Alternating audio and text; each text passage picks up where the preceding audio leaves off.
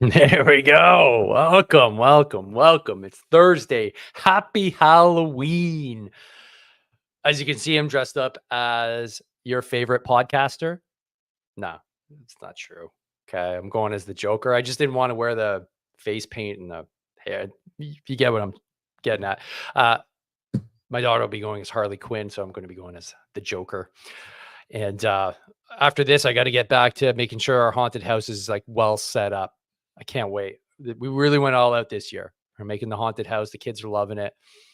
And I am too. I'll be honest. It's the first Halloween that I'm kind of really into it since I don't know, since like my 20s. So the kids are fired up. So if you have kids that are fired up for Halloween, I'd love to hear it in the comments. And anything else you want to get off your chest in the comments. If it's your first time, let's hear it. So welcome to the Hard to Kill podcast live Thursday edition. I'm your host, Dave Morrow. This is your first time here. Welcome. As the people slowly populate in, I have a nasty habit of being like our prime minister and showing up a little bit late to my lives. But I have an excuse. I was doing a great podcast with Brian. Brian's dropping some heat, man, some scandal related to CanSoft and some spying on Canadians. Oh boy. Whew.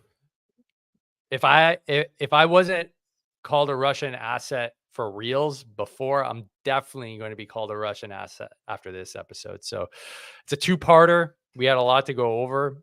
Brian had a lot of information, so a lot to wrap my head around. So that's the reason why I'm late. So that's my excuse, and I'm sticking to it.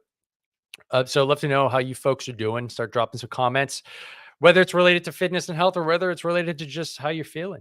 Drop in the comments. Make sure to share this with folks too. This is how the algorithm works. If you guys weren't tracking, it really helps other people get dialed into what we're talking about here as the podcast continues to grow, and it's because of you. So thank you so much.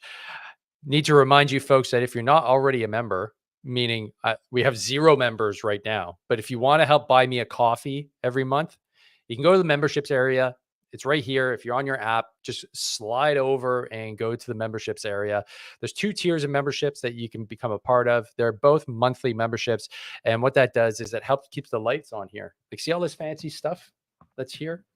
See how I'm broad? Like, literally everything here takes cash money, and every little bit goes a long way, and you get perks for it. It's not just you giving me money and saying thanks, bro.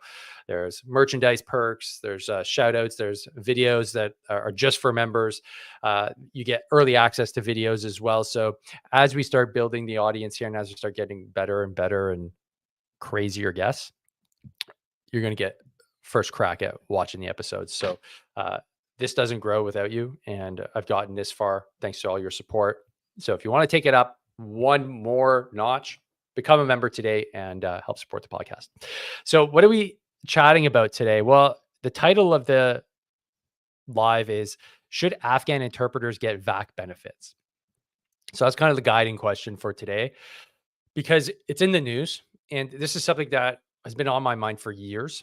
And we're also going to look at a recent guest that I had on the show that I'm going to be releasing the episode in about a week or so, who was intimately connected to the American effort to get our Afghan friends and interpreters home, and his perspective on it. He wrote a book about the Abbey Gate incident, and it's heartbreaking. It's heartbreaking. Any one of us that was involved in it knows how hard that was on the soul. So today we're going to be looking a little bit deeper into the policies that surround our Afghan friends and what should be done about it. So before we get into it, let's do our moment to share and chill.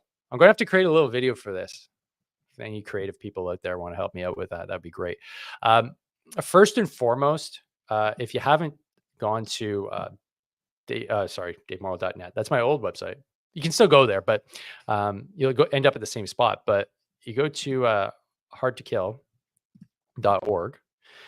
and if you haven't been here yet, head over there. There's all kinds of resources here.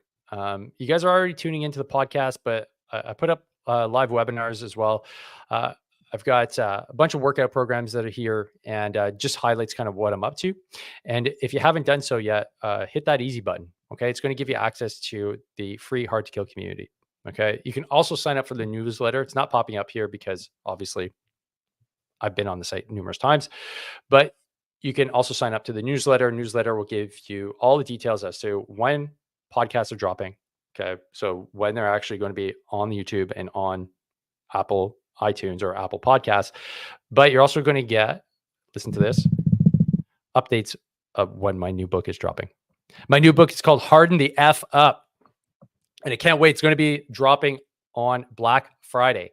So for those of you that want to get an early sneak peek, you're going to want to sign up to the newsletter. So head over to hardtokill.org and sign up today.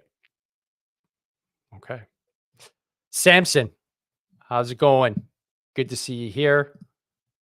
And Odious Patton, as per usual, liking and sharing. Love it. Thanks for tuning in, guys. So let's see what else is going on in veteran land. This is going to be a bit of a Kelsey Sharon show. So this is a press conference that showed up on my X feed from yesterday. So this is Kelsey Sharon is a combat veteran, author and host of the Kelsey Sharon Perspective. If you are not up to speed, she fought for Canada and Afghanistan in 2009 and came back with PTSD. She finally found the help she needed to recover through psychedelic psilocybin therapy out of country. She joined a group in a press conference room advocating for government to cover psychedelic assisted therapy for veterans. So let's tune in and see what Kelsey has to say. Hey everyone, my name is Kelsey Sharon. I'm a Canadian combat veteran. I was injured in Afghanistan in 2009. I was an artillery gunner and female searcher with the British military. Throughout my time in the Canadian Armed Forces, I had experienced death and destruction on a level that I was not prepared to handle. Watching my friends die and disappear in the blink of an eye, and firing on enemy forces in service and protection of my home and this country. My deployment to Afghanistan changed my life forever. Following my injury, I was told, and I quote, I would have been easier if I had died outside the wire. It would have been less paperwork to deal with. The mental and physical pain I have endured since my service has left a mark on me for the rest of my life. Before I was medically released, I was told I would never work again at the age of 21. I would never be a productive part of society. I would never have healthy children due to my exposures overseas and due to the overprescribed pharmaceutical drugs and what they could do to a fetus. In Afghanistan, I was 19 years old, 5 foot tall, and 100 pounds. I was put on 11 different psychoactive drugs following my injury. And that was all while I was still firing in a war zone, a machine gun, and an M777. I was diagnosed with post-traumatic stress disorder, hearing loss, major depressive disorder, treatment-resistant depression, and an undiagnosed traumatic brain injury. Great question here, guys. For years, I dreamt of suicide and making the pain stop. I was willing to try and do whatever it took to make it go away. See, I didn't want to die, but I couldn't live like this any longer. Standing here today, I am one of the lucky ones, but only because of a community of veterans around me that saw me and saw I was drowning, reached out their hand and grabbed me. They were willing to do whatever it took to get me the help that I so desperately needed. I was forced to leave and go outside of Canada to access psychedelic-assisted therapy for treatment to save my own life. And since then, in Canada, I was fortunate to receive access to psilocybin-assisted therapy through the Special Access Program with assistance from Apex Labs. But to get there was a fight I wouldn't wish on my worst enemy. While the process was brutal and at times made me feel completely helpless, what truly shocked me was when Health Canada was pushing for me to try electroshock therapy. They still wanted me to try it even though they knew I had a traumatic brain injury. They wanted me to do this before they would grant me access to psychedelic-assisted therapy. After all that I have been through, Veterans Affairs has still denied my claim for coverage 3 times. I was lucky that Apex Labs stepped up to help, but not everyone will be as lucky as me. and this is not a sustainable long-term solution for care. We all need to step up and address the mental health crisis facing our veterans in this country. We have to stop pretending that psychedelic therapies are not a viable option. Veterans across the world are finally healing because of these treatments, not because of more SSRIs or opioids or pharmaceutical drugs that have to be taken every single day and often for your entire life. They are healing because of psychedelics and community, and they are able to find a purpose again. Tragically, there are some in this country that are accessing medical assistance in dying for mental health conditions, while psychedelic therapies remain largely inaccessible. How is this possible? It is critical that doctors and patients are informed about the life-saving potential of psychedelic-assisted therapies, and that there are minimal barriers for patients experience this extreme level of pain to access these treatments. I want to thank you for having me and giving me this opportunity to speak today.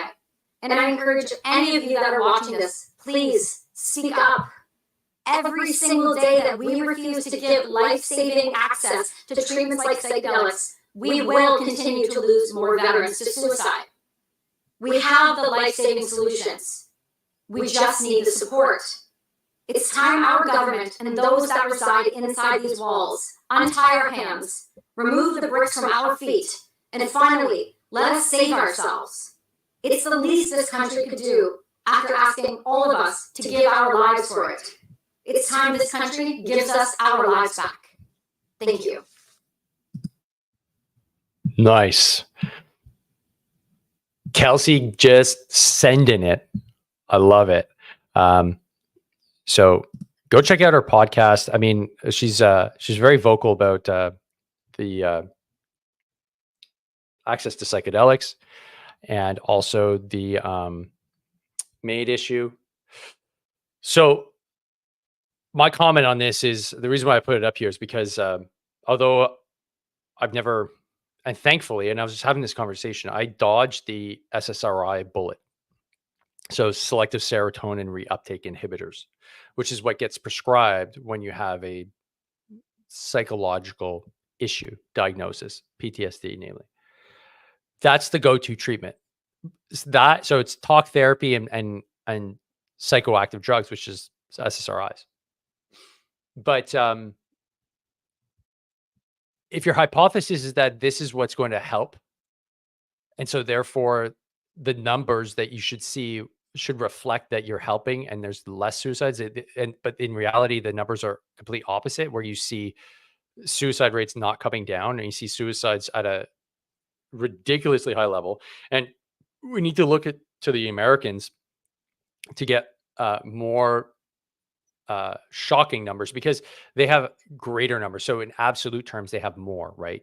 So therefore, when we look at it from a relative perspective, well, we don't have that many suicides here in Canada with the veteran population. Well, yeah, because there's only roughly about 40 to 50,000 at most Canadians that fought in Afghanistan and Iraq over the last 20 years. So proportionally, we have about the same, but also we do a bad job at tracking it.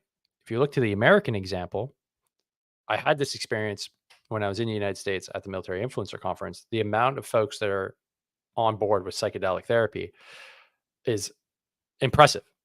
And I'm not just talking about the troops. I'm not just talking about the soldiers. I'm talking about the political leaders. I'm talking about pharma, which is a whole other conversation.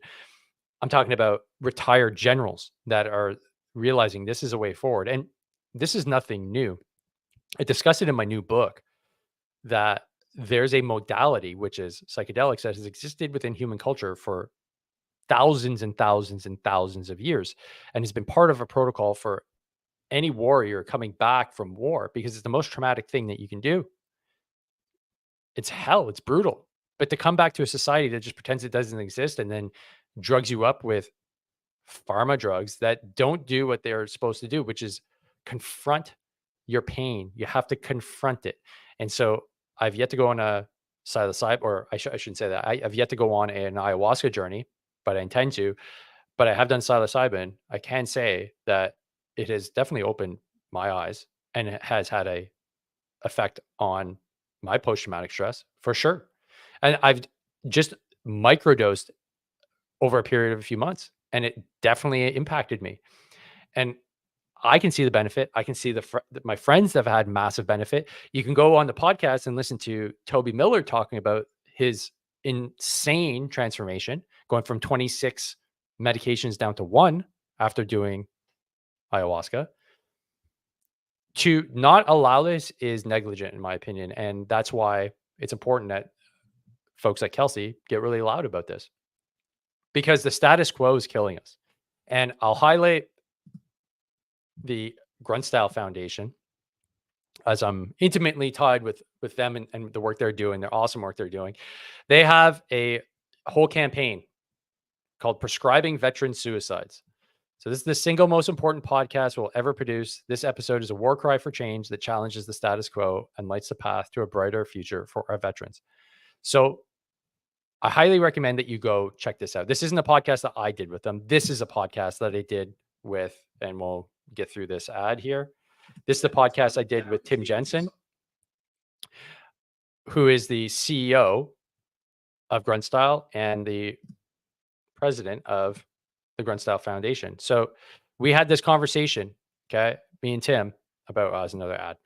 So go check this out here. I'm sorry, I'm just trying to not have ads ruin the live here, but this episode, which is going to pop up in a second here once I skip it. This episode here, if you go into the YouTube playlist, is a really good conversation about how the system has let us down, because we are inherently rule followers and we follow authority. Hence the reason why we spend so much time in the military. So when we get out and we're told, hey, this is the protocol to make you better, but then it doesn't get us better, we take the brunt. We think we're the ones that are screwing up. But there are other modalities that are out there, and this is why I have the podcast. You need to start expanding your horizons. If you're suffering and you can't get out of the hole, then that means you need to do something different. Now, a big caveat here is you need to do your own research. Okay. This is not medical advice, but being inquisitive and asking questions is on you. So use the resources that are here. Start asking yourself the questions. Well, if so many people are talking about having positive experiences, maybe I could have a positive experience. Sure. I mean, if you are on SSRIs and not getting any breakthroughs with talk therapy and SSRIs, maybe you don't even have post-traumatic stress. Maybe you have a concussion. Maybe you have mild traumatic brain injury. Maybe you have low testosterone. Maybe you have toxic exposure where you have lead that is through the roof. You need to start assessing your own health from a very critical point of view, not just from somebody telling you what's wrong with you, actually getting the numbers and the data that's showing what is wrong. And I've got some awesome podcasts coming up that are going to highlight that, namely looking at genetic testing, looking at blood testing, and start getting into the deep health so that you can go to your doctor and be like, doc, look, like in my case, my doc always wants to put me on LDL cholesterol medication. So like Crestor and stuff like that. And I go, you can go pound sand. I'm not taking that medication. He goes, well, the research shows. I'm like, interesting, because the research also shows that it doesn't have this desired effect, which is making you healthy and avoiding heart disease. So why am I taking it when there's a whole bunch of knock-on effects? And then you list them off. So doctors, if they don't like the fact that you come in with an arsenal of research and questions, go find another doctor. But that's easy to say when you're in the States, not so easy when you're in Canada, because we have a hard time finding doctors. So there's all kinds of options here, folks. If you're curious about like psychedelics, I know I'm going on a tangent here, but I'm going to point you towards the episodes that I've done with Tim, episodes I've done with Toby, episodes I've done with Ryan Carey. I've done a bunch of episodes on this specific topic as well, and so is Kelsey. Go do the research. Okay, ketamine therapy. I've done episodes on it. Just type in my name plus the drug, and it'll likely show up on Google, and start looking at different ways of getting yourself healed. And if VAC doesn't want to cover it, tell them to go pound sand. Go get it done on your own. Go pay for it. Seriously. What's more important, a few dollars or your life? Okay. So I don't want to see any more veterans kill themselves either. So it's time for us to take our health really seriously. So good on Kelsey for getting up and doing that press conference. There's also another event going on here. So shout out to the Vets for Freedom crew. So we've got the Canadians for Truth, Insights from Military Veterans. It's on November 16th. So let's go to this link here. Oh, not showing up. Okay. So, okay. So it's at Canadian Christian College. So if you folks are Vets for Freedom that are tuning in, likely know this is going on, but for those that are not, unfortunately, I can't get more details, but when I do, I'll post them. So get involved. It's coming around that time of year for Remembrance Day. So this is when Canada actually pays attention. So use it to your advantage. If you have something to say, go chat with somebody. Let's head into the comments. So our usual suspects are here. Purple Cat, what's up? Good to see you. Good to see you back.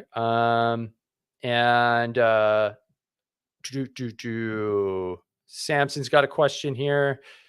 Oh, hey, this is a good question. Samson. Oh boy. Existential. Would it be good to so would you say it's not worth to enlist now? I would say it's always time to enlist, man. Especially, I'm assuming you're a young man. There's still the folks in the military that are going to mold you and forge you into a warrior. What we're talking about here is like on the back end, but when you're young, that doesn't matter, right? You're still going to be able to shoot guns, blow stuff up, kick ass, take names. And if that's what you're looking for, then absolutely, we need as many young warriors as possible. So this isn't an endorsement of the shitty behavior from the Canadian Armed Forces. This is just if you're a young dude and you're looking for a challenge and you're looking to forge yourself into a more respectful and more courageous human being, then the military is always going to have a place for young men. Always. It's where I grew up, and I think it's a great place to do it. Until there's a better option, maybe construction. I don't know. But do something hard. And if you're looking to do something hard, definitely join the military and join a trade that's actually going to beast you. Infantry, engineers, arty, any of the combat arms. I'm biased. So if that's what you're looking for, join any of those. You're still going to get good training. And there's still a lot of good people in the military, trust me. So to answer your question, get her done, man. Get in there. And Tommy Gunn, welcome. And thanks, Samson. I'm assuming these comments for me. I'm assuming it's for me. So let's carry on. Another veteran that I like promoting as much as possible, Dallas the man. Actually, I've got the banner right here. You can't see it. Well, actually, here. Why don't I do this? Can you see that? Whiskey and Guitars from a few weeks ago. It was just an epic concert in Atlanta that he played for the Canada House contingent, and just showing his lineup here. He's got shows coming up all over the place. The Green Beret Foundation is a big deal in November. Sorry, having a hard time speaking. On November 10th, Nashville, Tennessee, and then he's back up in Canada. If you get a chance, I'm trying to see here. Like, I saw him play now twice live. And if there's ever a chance for me to see him relatively close to Montreal, I'm gonna jump on that opportunity, because honestly, he's like an incredible live performer. And I'm not just saying that because he's a veteran. He's really good at what he does. So if you get a chance, go support him. Yeah, Arkansas, USA, Alabama. Like, you can see what's going on here, eh, folks? Lot of American gigs. I don't blame them. So that's cool. That's really cool. He's booked all the way till July. That's insane. Book this guy soon, man. Book this guy soon. I'm going to brag a little bit. He says he's going to write a blurb for my book. No big deal, guys. No big deal. Okay, he's going to write a little blurb for my book. It's on the record now. It's on the record. If he doesn't, I'm going to hold him to it. He said he was going to. So I can't wait. I can't wait for you guys to read it. It's going to be really good. When I get the cover, it's almost done. The last final touches are going to be put on it. You guys are all going to be able to get a sneak peek. Okay, sneak peek before the rest of the plebs get a chance to look at it. Because you guys actually support what I'm doing. 140 of you. I realize, man, that's actually not bad. You know, I'm pretty hard on myself. I'm always hard on myself. I'm like, 140, 200. Hey, for a live, It's actually not bad. So considering we're starting at like 20 back in the day, we just got more and more people tuning in. Let's head over to the 30 to lean challenge. If you guys missed out, you can still join, but you just don't qualify for any of the prizes. All right. So what is the 30 to lean challenge? It's 30 days of 30 minutes of activity a day for $30, right? So my Veterans Fit AF community is where it's being held. And you're going to learn the basics of getting fitter and healthier and creating a habit over 30 days. And I boil it down to the bare minimum. The only thing you need to do is actually do the work and stay accountable. And gone are the days of like oh, well, you're in the gym 3 days a week, and then the rest of the week you're doing this, and then your nutrition's got to be this. No, it's super simple. It's one sheet of paper and you see everything you got to do. You got to check it off. So it's infantry proof. And the folks here are already doing really well. It's day 4. So we've got folks that are already like down a bunch of weight. Like I had a chat with like William here. He's absolutely crushing it already. So good job, Will. Well done, man. You're already down a few pounds. The leaderboards here, Natasha, Daryl, Wayne, Angela, Eric, like everyone here is already seeing results, and it's only been 4 days. If you want to know the secret sauce, it's not that secret. It's basically walking and staying accountable. Come into the group. You can join, and you can have some fun. It's right here. It's the Veteran Challenge, and you can rock and roll with us. You just can't get the prize. That's it. You just can't get the prize. The prize is a home gym from LeBear Fitness. Yeah, that's a grand prize. Plus, there's a month of free coaching from me, and then a hard to kill. Third prize is a hard to kill merch bundle. But if you guys didn't hop on, I get it. It wasn't a compelling enough offer, but now the folks are in and actually getting results, and there's 40 of us in here. Maybe you'll think twice next year when we run this challenge. And we have 1,000 people, and we have amazing guests like this guy, Philip Ovadia. Okay, this is just my dashboard here, but I want to show you the actual graphic that I spent time working on. Men that have low muscle mass have low testosterone. Oh boy.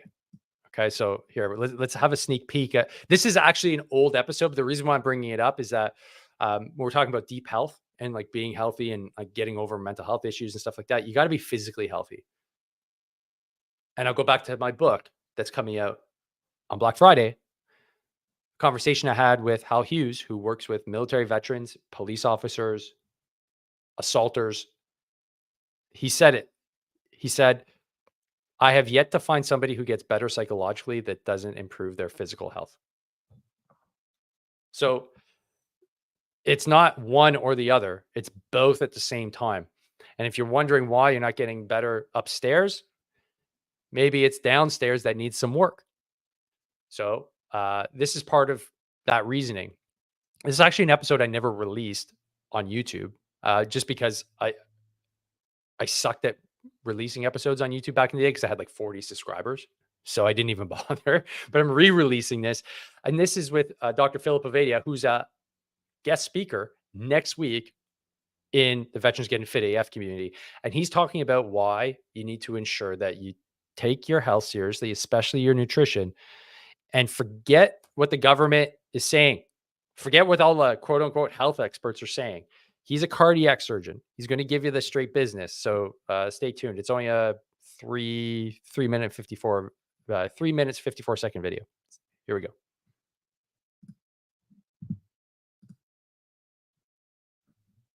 But with the fellows that I work with, this is something that I recognize, and I know there's a trend too of falling testosterone levels.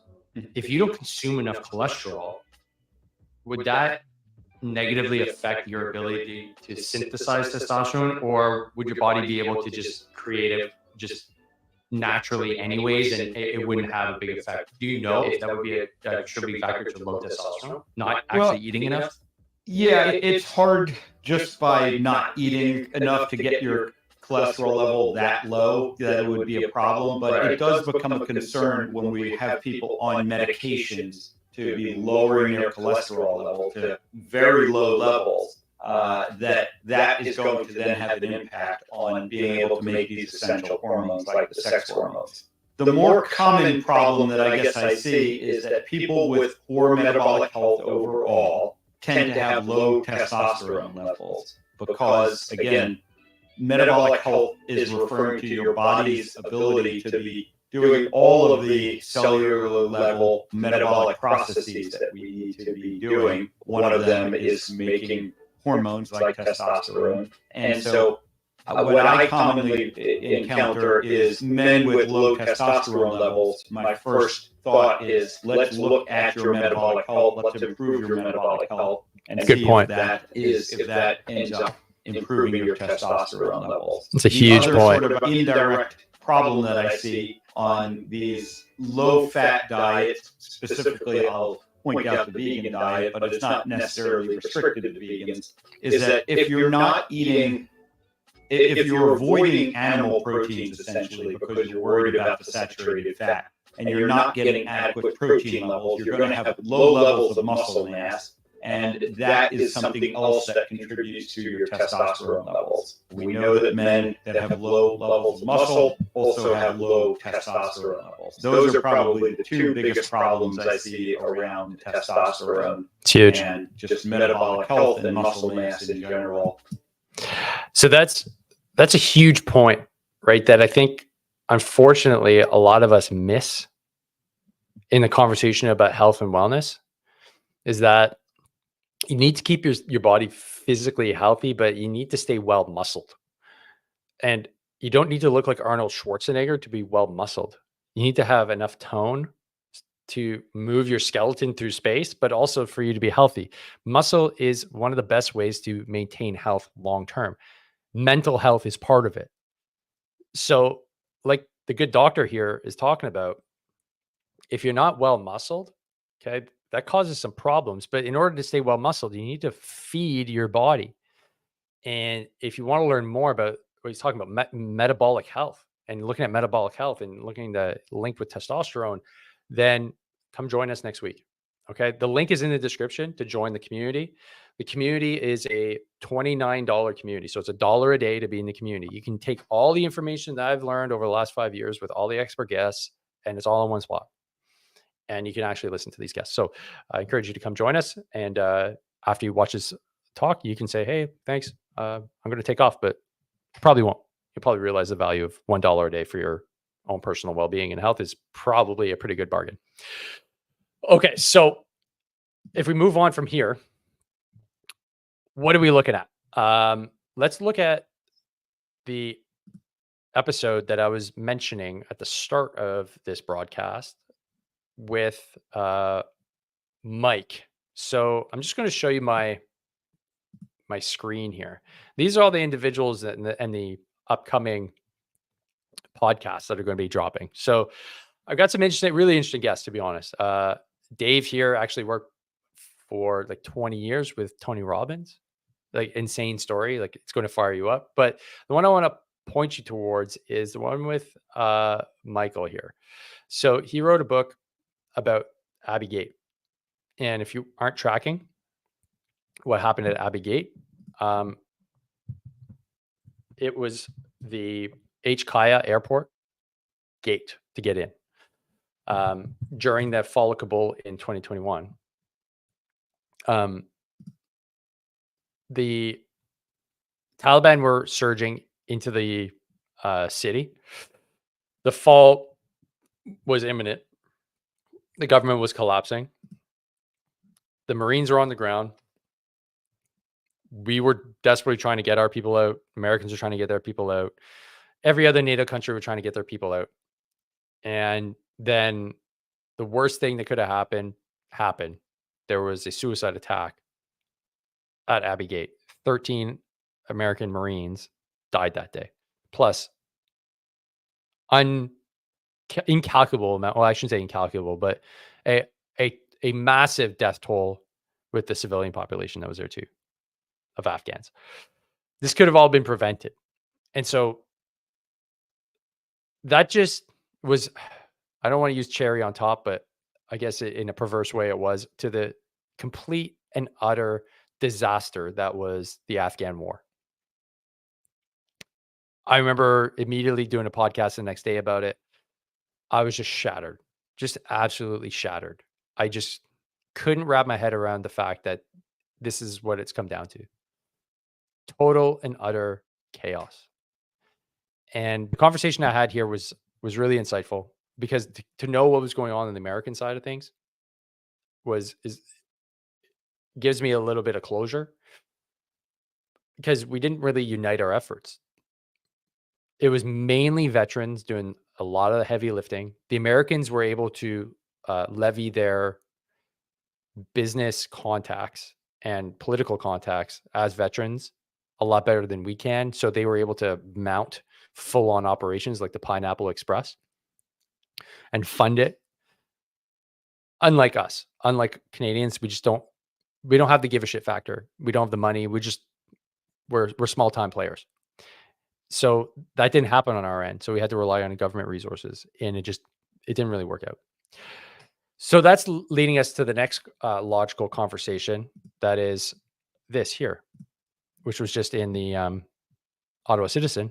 Military watchdog calls on DND to do the right thing for Afghan Canadians denied benefits. Robin Hines says her office is trying to get benefits and care for 18 contractors who served in Afghanistan. So this is taking it one step further, and it's just a logical extension of this whole issue, which is, what do we do with all of those Afghan interpreters that wore our uniforms, that were hired by the CAF to provide linguistic services, so translate for us, that got injured, that have real psychological issues, that are here in Canada now and are just told, well, just get back to work and go, to your local clinic if you need help. So to start the conversation here and read a little bit of the article, I'll just blow this up a little bit so you guys can read it. A civilian watchdog is taking Defense Minister Bill Blair and his military leaders to task for abandoning Afghan Canadians who served during the Afghanistan war. A small number of language and cultural, I'll just highlight this here. A small number of language and cultural advisors wore Canadian Armed Forces uniforms, operated outside the wire, and came under fire. Some spent up to years in Afghanistan as advisors to the Canadian Army. Yeah, there's a lot. There's a lot. I had three terps that worked for me. But because they were civilians on temporary contracts, the Department of National Defense and the military has denied them help or benefits. Some of the language and cultural advisors, or LCAs, were wounded, while others are dealing with post-traumatic stress disorder. So here's something that if you guys aren't involved in this world, this is an important distinction. Some of the language and cultural advisors, so LCAs, what they're referring to here is actually not the interpreters that I worked with. I know it seems weird. These are the folks that are hired by people like Global Affairs, people like IRCC. So they were hired, but they unfortunately are in this gray zone. So they've come up with a bunch of different legal terms for who we're talking about here. So these 18, although they were on temporary contract in national defense, they're not actually talking about the interpreters that I was walking on the ground with. See how weird that is? Yeah, I know. So there's a moral obligation to do the right thing and take care of these Canadians who serve side by side with our military in Afghanistan. Interim military watchdog Robin Hines noted in a statement to the Ottawa Citizen. Our office has been constantly engaged in this important file since 2017 and currently dealing with 18 individuals, former LCAs. Okay. Instead of helping the LCAs, the military has referred them to organizations such as WSIB in Ontario, and the claims are being rejected. Well, what a surprise, right? We have no accountability and our give a shit factor is zero, even though we're the nice guys, right? We're the nice country. We take care of our people. Yeah, okay. I don't know. I'm curious to know what your thoughts are here. Is this something that needs addressing? Is it something that is of importance to you or anybody that you know? Curious to know in the comments. For me, obviously, this is a big deal. This is a big deal. I mean, thankfully, the two families that I guess really wanted to get back to Canada because I worked with them. You know, they're my friends. Thankfully, are here, and so that worked out. But that's the victory I took out of this whole thing. Because if I were to look at the big picture, the overwhelming number of folks that we tried to help didn't get here, didn't get over. They didn't get home. Because I'll be honest, like they're more Canadian than a lot of Canadians. I know it's a bold statement, but very few Canadians decide to put their ass in the line for their country, even if they were asked to. They'd be like, "Nah, not for me." That's okay. But the ones that decided, hey, I'm going to put on a Canadian uniform and wear the Canadian flag and then dodge IEDs and get shot at and have my family harassed and have members of my family killed with a Canadian flag on my shoulder. I don't know. We got an obligation to those folks. So this isn't the typical immigrant. This is an immigrant that has already got a debt, right? The country owes these guys and gals and the families. They owe them. The least they could do is bring them over here and make sure that they get their medical needs taken care of. This isn't the same as the immigration issue with bringing over hordes of students from sketchy ass countries. We're not talking about the same thing here, or illegal immigration. We're talking about individuals that have done a great service to the country already. Some even have documentation that says they're Canadian. Uh-oh. Did I just drop some juicy details that probably shouldn't be in the public sphere? It's true. There's documents out there that have got folks granted Canadian citizenship and are not allowed to come to Canada. They're in places like Pakistan. They're in places like Afghanistan. Some of them are scattered all over the country. And yet they have an official document welcoming them to Canada. How do I know this? Because I have those documents in my possession. And so whoever's responsible needs to get on a mic somewhere and start sorting things out. But it's Canada. Nobody gives two flying Fs about anything.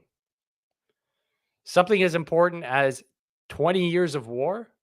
Not important. The longest war in Canadian history? Oh, it was just a mission. Hey, we left all our interpreters over there. No big deal. We've got free dental care. Yeah.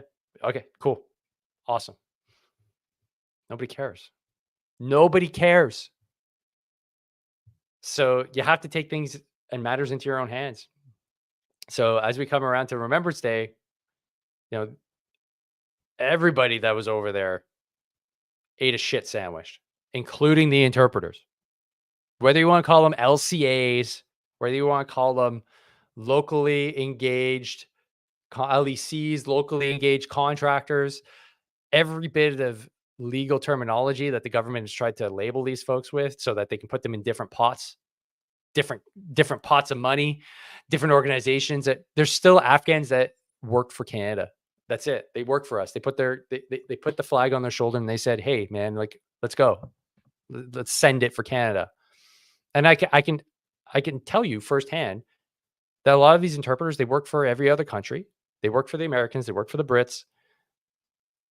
Then they come work for us. They all wanted to work for us. Why? Because we treated them well, we paid them well, and we treated them like they were one of ours. Basically, like they're a Canadian. Hey, bro, like thanks for doing this. And they all scrambled over each other to get a contract with us. That's because we treated them well. We treated them fairly. And they believed in Canada. They all couldn't wait to come to Canada. And of course, why wouldn't they? So I don't know where this goes. Let's head to the comments here. We got we got 170. Oh shoot, 178 folks tuning in. It's the pre-Halloween rush.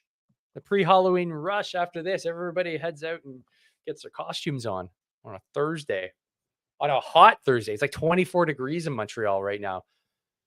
Not like back in the day when you have to put your snowsuit on. Canadian Halloween sucked. I wanted to go as Dracula and just like basically a big puffy freaking snowsuit with like vampire teeth in. My kids, they don't get it. They don't get it. Okay, so Odious. Yeah, man. Talking about the last episode I did here where I didn't fight in a war. Neither did you or anybody else. It was just that it was a disagreement between two cultures. We're just celebrating our differences. Yay. I celebrate my difference by shooting hot lead at you. You celebrate your difference by shooting hot lead back. It's just the way we do this here. And then we have a big rainbow, and then we sit down and we have a shura and we talk it out. That was it. I think that's the next gaslighting operation. You guys are just having a cultural exchange of fucking lead. Make the Corporal News Network, make that t-shirt. Corporal News Network. You're my shirt purveyor. Make that if you're paying attention today. Purple Cat. How many immigrants are actually enlisted in our military? Well, immigrants, depends on the way you define immigrant, right? If you don't have status, you can't join the military. You can't have status, but they are allowing in, as far as I know, correct me if I'm wrong, but landed immigrants. So you need to have some status. You can't just be a refugee. You have to have started the process of becoming a Canadian citizen. But that's a slippery slope. Study of history. Rome started letting in all the barbarians into their legions.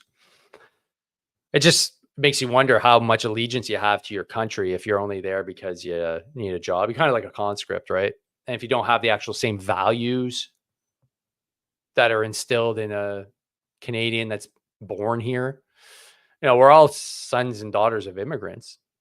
So I don't know. The landscape has changed. So you definitely want somebody that's like that's all in on Canada, in my opinion. If you're going to go serve and put your life on the line, it's not a job that you're just like, oh, I'm going to do this job. It's going to be great. I'm going to learn so much. Yeah, you got to really. At least I joined knowing that I could very well lose my life, and I was okay with that. Granted, I was 19. I didn't really know much about anything, but at least I knew that was in the back of my mind. Like, yeah, this is not just like working at McDonald's. I was supposed to go work at Harvey's.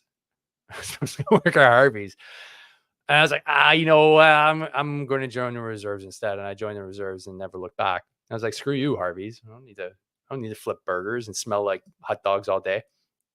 I'm going to smell like CLP and bug juice. Make the ladies go wild. My stupid ass tan. Bug bites all over my face. It's okay. It all worked out in the end. Got 2 beautiful children. It all worked out. Just looking at the comments here, guys. I'm doing a little bit of triage. Okay. Odious, you got a 70,000 application first calf. Only 700 met the requirements. Okay, are we talking about like individuals that like were like immigrants, like applied? That's insane. I know they're having trouble with the backlog. There's like mad amounts of people that are signing up, and then they're like the recruiting departments are just like, they've got such a culture of complacency that they're just not able to process, and they didn't think that people would actually want to join. But something's not working because I see some really good marketing videos coming out of the Canadian Armed Forces that it's like, dude, maybe I'll sign back up. Maybe I'll figure it out. Maybe I'll see if I can talk to the medical department, see if they can like give me a waiver. They're jumping out of helicopters and like doing like room clearing. I'm like, yeah, buddy, here we go. And they're like, no. It's a bad relationship. It's not going to work. But if I was 19, I saw that, I'll be like, yeah, sign me up. I'm going to be a sniper. Right? Like every 19-year-old that contacts me, I'm going to be a sniper. Yeah. Okay, cool. I hope you do. I mean, like, yeah, cool. How about you get through basic first? So we'll see how that goes down. Samson, it's snowing in Alberta. It's got to snow somewhere. It's got up somewhere, down somewhere. It's Canada. It's a big country, so we got to make sure entropy remains or thermodynamics remains consistent. So well, that sucks. I mean, we're gonna get it. We're gonna get it eventually, I think. But at least we put in a refrigerated outdoor rink in my neighborhood. It's like literally being finished in the next few weeks, so that I can actually play hockey this winter. Because last winter just sucked. It wasn't cold enough. It's like the first time in my life it wasn't cold enough. Global warming. Well, Samson, we're doing a de facto recruiting job here. The list process is painful. What happens to the good old days? You can just walk into a recruitment office and list there. Yeah. Hey, that's cool. You know what? I was downtown Montreal for the first time in like 8 months. A few weeks ago. I hadn't been down in a long time. I just have no reason to go down, right? And the recruiting office is closed, like the one right downtown on Cathcart, which is where I had to go. I just go here. I was like, okay. That's after I went to when the units used to do it. They finished like all the interviews and stuff at the recruiting center. It's closed. What the shit? What do you mean it's closed? Like it was right downtown Montreal. Like forces join. That's how you get people to like. Some people will literally walk off the street and be like, "Oh, dude, I want to join the army." Be like, "All right, son, come with me." Well, if you don't have that, I don't know how you expect folks to just join. What you're just supposed to go online. I saw the I know I'm flip flopping here, but I also saw the lamest ad to join the military, the Canadian Armed Forces, the other day. I clicked on it, and it was just some like cute girl being like, "This is a great job." I'm like, who's going to join with that? They're not going to click on. I clicked on it because I wanted to make fun of it. Like, okay, she's pretty. Okay, we got that. But like, the guy that wants to join the military isn't going to go, "Oh, she's hot. I'll join the military." Joining the military for hot girls is not in the calculus. So like your marketing department, like if you're trying to attract the women to join, it's just not happening. They know it's the military. She's in like a outside the wire shirt.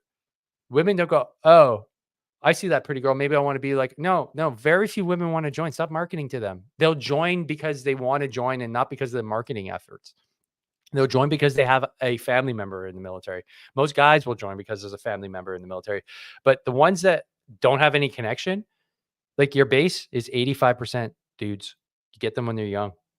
Show guns, show stuff blowing up. Show guys like Dallas Alexander, like greasing guys from like 3 kilometers away. Line up. Know your audience. I mean, that is a great job. It's not a job. Shit. Harvey's is a job. Harvey's is a job. It's a shit job. But no offense to anybody that works at Harvey's, man. It's fast food sucks. I'm glad I didn't have to work there. I'm glad the army pulled me in. I'd much rather be getting bit by bugs than like serving hot dogs all day for minimum wage. At least I got paid.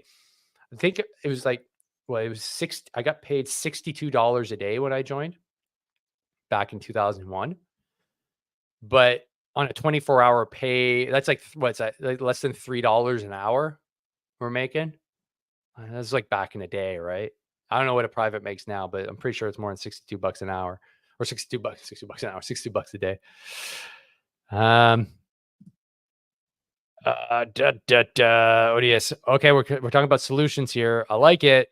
Have veterans run basic training, backlog solved. Oh, buddy. I don't know, man. I don't know. I don't know if that's a good idea. You'll get like super crusty, bitter, like that. I don't know if it's the right fit. And these young impressionable kids, you want somebody that's like that hasn't seen the true face of what this thing is. I don't know if I could pull it off. I don't know. And plus, you can go online and see all my shit posting for the military. They'd be like, Dave, they're like, that's sir to you, first of all, kid. And second of all, pretend like you didn't see anything there. These aren't the videos you came to see. These aren't the shit posting of the Canadian Armed Forces that you came to say. You're here to learn to be a soldier. So we'll see. Oh, Vince is on the. Oh, here we go. Vince has always got some insights here. Okay. Vince, what do you got to say? The hard truth, our country and military will continue to struggle unnecessarily until we know who we are. Canada lacks a clear identity, and we define ourselves by who we are not. We're not British, and we're not American. Well, Vince, I think we just got another podcast here. I hope you guys got another hour. You guys got another hour. We're going deep. I can't agree with you more. Yeah.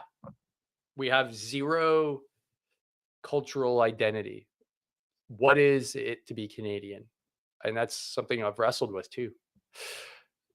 Yeah, we're definitely, we're like, oh, we're not American, we're not British. Okay, but what is Canadian? I think Harper was trying to get at that. You know, like we got like the 1812 battle honors, and we're trying to like make 1812 into like our Independence Day.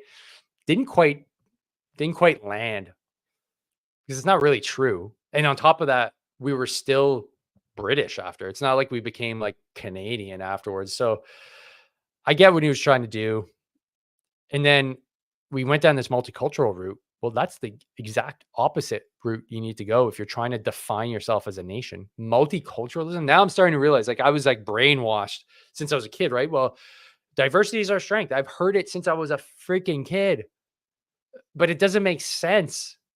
Yes, you can have diversity of thought, but if you don't have a unifying myth around your culture, who are you? We're just like real regional pockets. And that's why I'm kind of fearful that the Federation is going to disintegrate.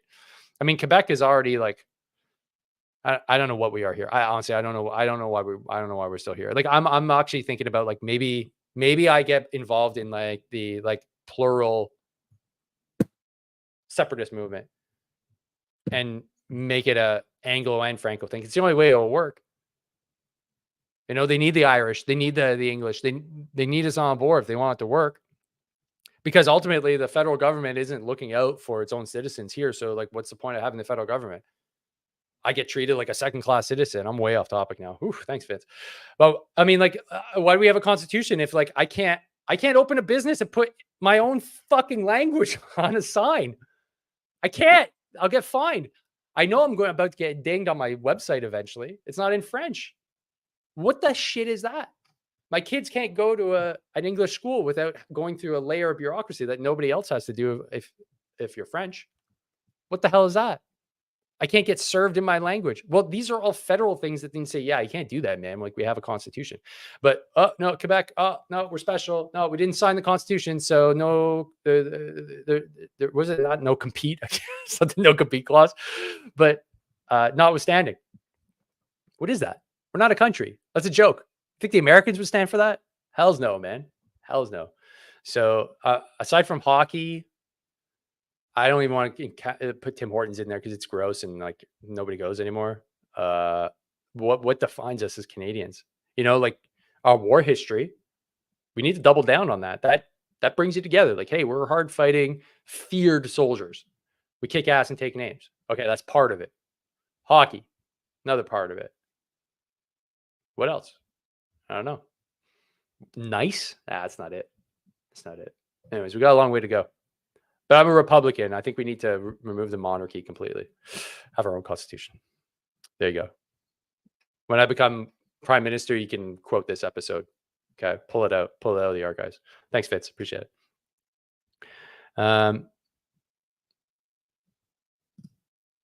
Okay, Carl, I read that wrong. I thought you meant service members. No, I don't think interpreters should get VAC benefits. Interesting. Yeah,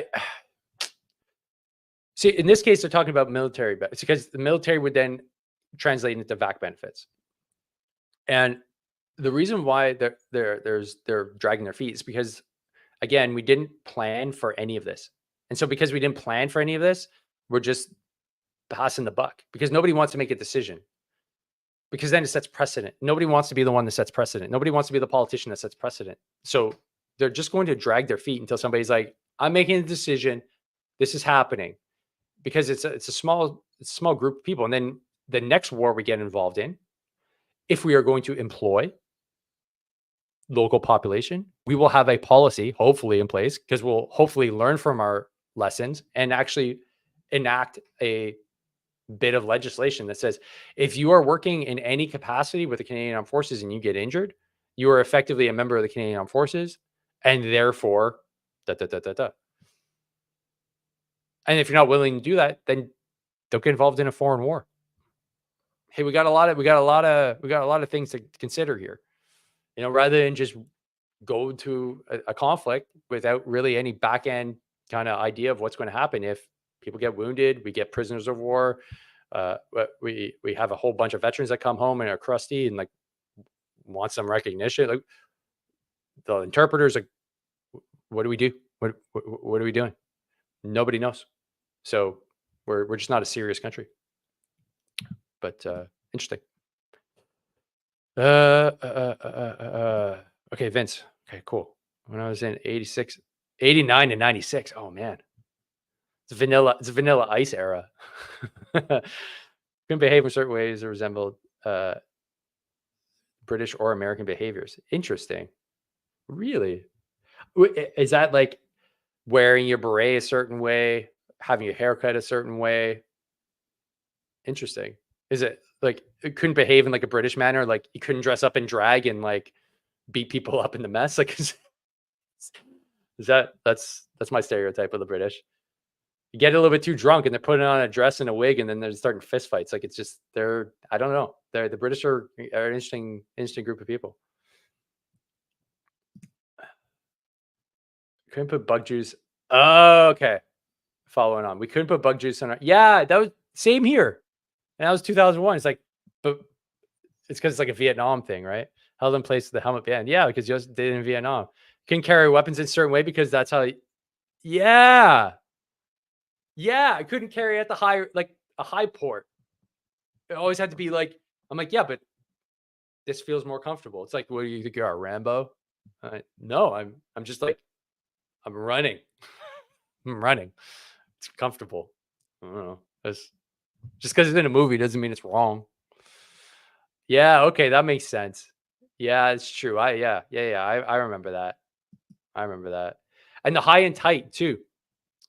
So I don't know if there's the same for you, Vince, but like if you went and got a high and tight, like what do you think you are, a Marine? It's like, no, it's just a cool haircut to like fix that by tomorrow. It's like, so it's like the Americans had the monopoly on the high and tight. It was really weird. Anyways, we'll get to the bottom of everything here, folks. That's the point of the podcast. We're just sorting out Canada's cultural issues, political issues, fitness and health issues, just one after another. This is why we tune into the show on Thursdays. We're just fixing things. I didn't even get into my little, like, I guess, passion, which is I want to talk about it today, but whatever. I'll talk about it next week. It's just the crypto bull run is happening. Talking with John Watson. He's got an excellent Substack. I didn't mention it, but I'll probably screw it up if I type it in now, but I'll do it for next time. So he's a Canadian Forces veteran. He's got a really good Substack and he was talking about crypto, and that's kind of like my guilty pleasure, cryptocurrencies. So not really the point of my podcast, but I'm just excited about it. Really cool what's happening now. So anyways, I like talking about a whole bunch of different things, and on a complete tangent as well. I may do this, I talk about it next week, but I think Instagram has diagnosed me as being ADHD. So maybe you guys are like, yeah, of course, that's obvious. I don't know. It's news to me. So I'm going to go down and pull on that thread and go down that rabbit hole probably on the next live. But really appreciate you guys tuning in. And Samson, just one last comment here. Is the saying still said, often making lefties right-handed again? I don't know. I don't know about that, Samson, but thanks for tuning in, man. That's all I have to say is thanks for tuning in. It's a live broadcast. You never know what you're going to get. Don't forget to go like, subscribe, and share this channel, this podcast. Stay tuned for my new book coming out. So you're going to want to head to hardtokill.org, sign up to the newsletter. I'm going to be pumping out new updates on there. And if you want to listen to Philip Avadia talk about metabolic health and how cholesterol and diet and everything ties into that, you can come tune in to this private event on the Veterans Getting Fit AF community. It's happening next week on Wednesday. So you can become part of the community. We'd love to have you there. And you can tune in, ask questions. You can even be part of the challenge if you want. And we're just growing the community there and getting veterans healthier, fitter, and harder to kill. So thanks again for tuning in. Appreciate you guys so much. Go enjoy your Halloween. Not too much candy. Train hard, fight easy. See you on the next one. Peace.